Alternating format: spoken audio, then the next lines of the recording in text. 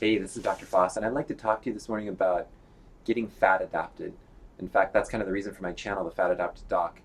The first thing about becoming fat adapted, and the easiest way to start becoming fat adapted, is one, to basically eliminate your carbs. I know it's hard to eliminate 100% of your carbohydrates, but if you can eliminate as many of your carbs as possible, what that's going to do is going to lower your insulin levels, and it's really going to help regulate your insulin levels a lot better.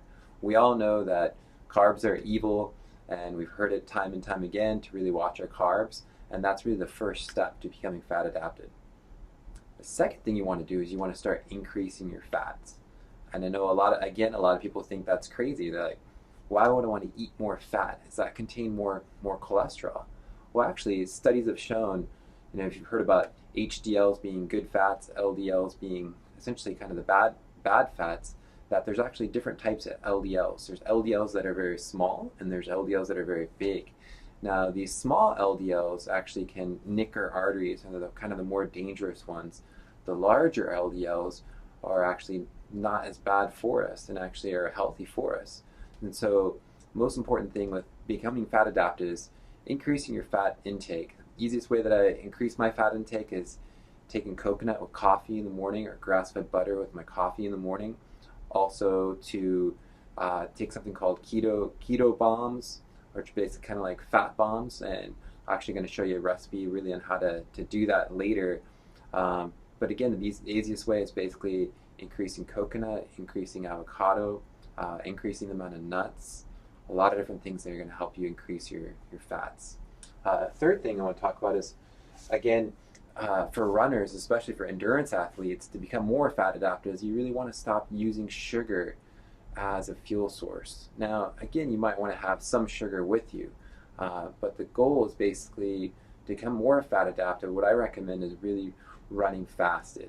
In fact, Peter Attia, if you go online, search on Google for Peter Attia, he's got a great YouTube video. It's about 2 hours long. He really goes into a lot of the details on this. But essentially, the first 2 or 3 hours of your run can actually be fasted. My wife and I go running all the time. We run fasted. Basically, the only thing we'll have maybe before that is we'll have coffee and some coconut, and then essentially just run. Maybe we'll take one goo with us and take it maybe 2 hours or 3 hours into our run. But that's the first step, is really stop using sugar for fuel. What that's going to do is going to, again, spike your insulin levels, and it's going to have an effect on your fat adaptation, how your body is adapting to use fat more for fuel. Other thing it's important as well to look into is what's called intermittent fasting. I've used intermittent fasting basically over the last 2 to 3 years. I was using it actually when I was doing a lot of lifting in the gym as well too, and I've been using it now with running. Intermittent fasting is basically where you eat in basically kind of like a food window, in a window of the day. There's different types of intermittent fasting. There's 16 by 18 intermittent fast.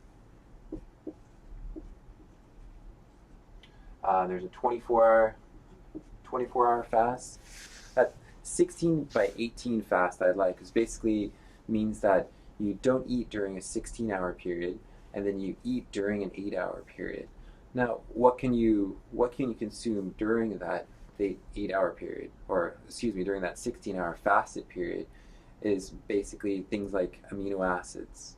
If you're going to have protein and amino acids, that's basically try to get that to where it has basically the only calories is from protein. Coffee is going to be okay. Tea is going to be okay. Water is going to be okay during that intermittent fasting time. The best time I found for myself to intermittent fast is basically I'll stop eating from 8 o'clock at night until 12 o'clock the next day, which is at 16 hours, and then I'll eat from 12 o'clock until 8 o'clock. Again, we like to do our runs at lunchtime during the week, so I typically finish up my morning, usually at 12 o'clock. I'll go for a run, say like an hour, 2 hours, and then typically eat after that. And so if that's what you do, it might work out easier that way. If you have a different schedule, you might want to look at your times and coordinate that. I know I had a practice member of mine that actually would eat at 10 o'clock. She started work very, very early at 4 o'clock in the morning. And so what she would do is she would eat at 10 o'clock and then finish eating at 6 o'clock in the afternoon and then fast for the rest of that time as well too. So I'm going to have more information about intermittent fasting too, but that's really a good start. There's a lot of resources that are out there. Another thing, like I just talked about, amino acids. So taking amino acids. Amino acids in the way of BCAAs, or what are called branch chain amino acids, are very, very great way to really get more fat adapted. Your body's going to need protein, and best protein source that you can get is really going to be something that's more natural, something that's grass-fed, a grass-fed protein. And if you can get amino acids that are more naturally based amino acids, that's the best way to get that protein source naturally. And the last thing, ketosis and ketogenics. So becoming fat adapted by increasing the amount of fat in your diet, what you're doing is your body's starting to produce ketones. And with that ketone production, basically that's a way to really show you that your body's burning more fat for fuel, whenever fat's being burned as fuel. So when we look at basic anatomy, when we eat fat, when we eat carbs, and when we eat essentially protein, all that goes into our intestine and gets shunted over into our liver and gets processed and turned into sugar. And that sugar in turn gets turned into ATP, which is basically energy for our body. So everything that we eat essentially all gets turned into sugar and used as a fuel source. What's important that when we're in ketosis, what's happening is that our body's starting to utilize our fat stores for fuel. We look at our fat stores versus we look at our sugar stores. Typically, for example, with our sugar stores in our body, we store sugar in our liver and also in our muscles in the form of glycogen. And typically we'll have about 1,200 calories of glycogen in our body. Sorry for my handwriting. So if you think about 1,200 calories over a run, how long do you think that's going to last you in your run? Well, we kind of estimate right around an hour, 2 hours, depending for some people, and depending on your weight and your size, how much you've been running. So after about that time, then your muscle glycogen is exhausted. So that's why I'm recommending that you can use a GU after an hour, 2 hours, 3 hours to kind of help your muscle glycogen. But as far as becoming fat adapted, we look at the amount of sugar that we have in our body already, in our muscles that we have, even when we're running without eating any sugar at all, we've got that muscle glycogen. We've also got fat. And we've got two different types of fat. We've got visceral fat, which basically surrounds our organs, and we've got fat in the way that, and we've got basically body fat, which is more on the outside.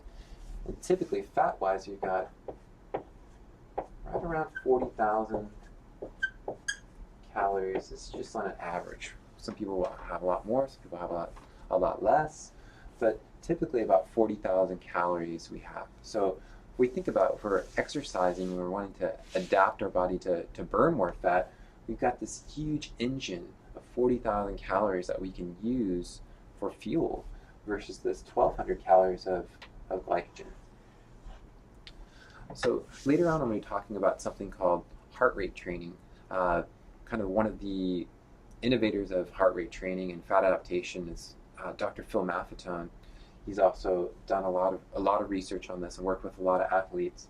And so looking at how can we train, how can we run essentially and utilize more fat, become more fat adapted.